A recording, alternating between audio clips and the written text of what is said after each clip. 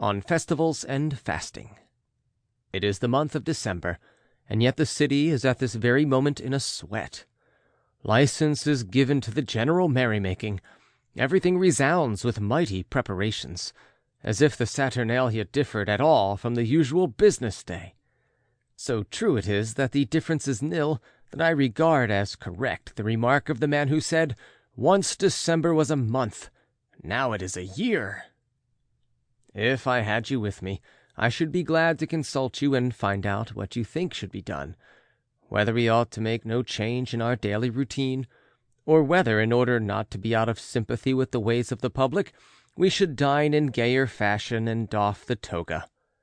As it is now, we Romans have changed our dress for the sake of pleasure and holiday-making, though in former times that was only customary when the Senate was disturbed and had fallen on evil days. I am sure that, if I know you aright, playing the part of an umpire, you would have wished that we should be neither like the liberty-capped throng in all ways, nor in all ways unlike them, unless perhaps this is just the season when we ought to lay down the law to the soul, and bid it be alone in refraining from pleasures just when the whole mob has let itself go in pleasures. For this is the surest proof which a man can get of his own constancy, if he neither seeks the things which are seductive and allure him to luxury, nor is led into them. It shows much more courage to remain dry and sober when the mob is drunk and vomiting, but it shows greater self-control to refuse to withdraw oneself and to do what the crowd does, but in a different way, thus neither making oneself conspicuous nor becoming one of the crowd, for one may keep holiday without extravagance. I am so firmly determined, however, to test the constancy of your mind, that drawing from the teachings of great men, I shall give you also a lesson. Set aside a certain number of days, during which you shall be content with the scantiest and cheapest fare, with coarse and rough dress, saying to yourself the while, "Is this the condition that I feared?" It is precisely in times of immunity from care that the soul should toughen itself beforehand for occasions of greater stress, and it is while fortune is kind that it should fortify itself against her violence. In days of peace the soldier performs maneuvers, throws up earthworks with no enemy in sight, and wearies himself by gratuitous toil in order that he may be equal to unavoidable toil. If you would not have a man flinch when the crisis comes, train him before it comes.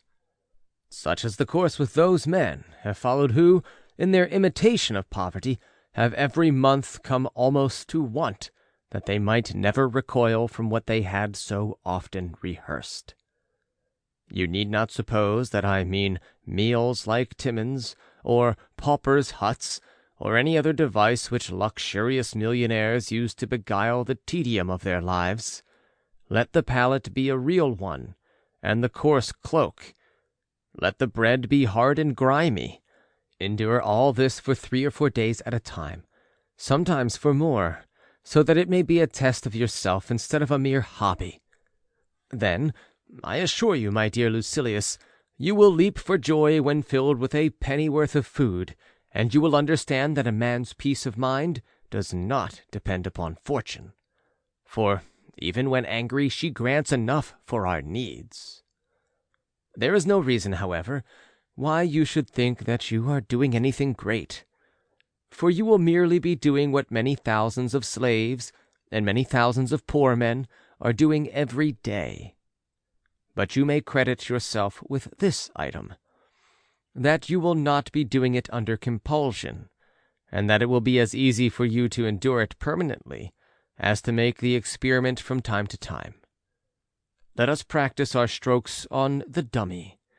Let us become intimate with poverty, so that fortune may not catch us off our guard. We shall be rich with all the more comfort if we once learn how far poverty is from being a burden. Even Epicurus, the teacher of pleasure, used to observe stated intervals, during which he satisfied his hunger in niggardly fashion. He wished to see whether he thereby fell short of full and complete happiness, and if so, by what amount he fell short, and whether this amount was worth purchasing at the price of great effort. At any rate, he makes such a statement in the well-known letter written to Polyaenus in the archonship of Carinus. Indeed, he boasts that he himself lived on less than a penny, but that Metrodorus, whose progress was not yet so great, needed a whole penny. Do you think that there can be fullness on such fare? Yes, and there is pleasure also. Not that shifty and fleeting pleasure which needs a fillip now and then, but a pleasure that is steadfast and sure.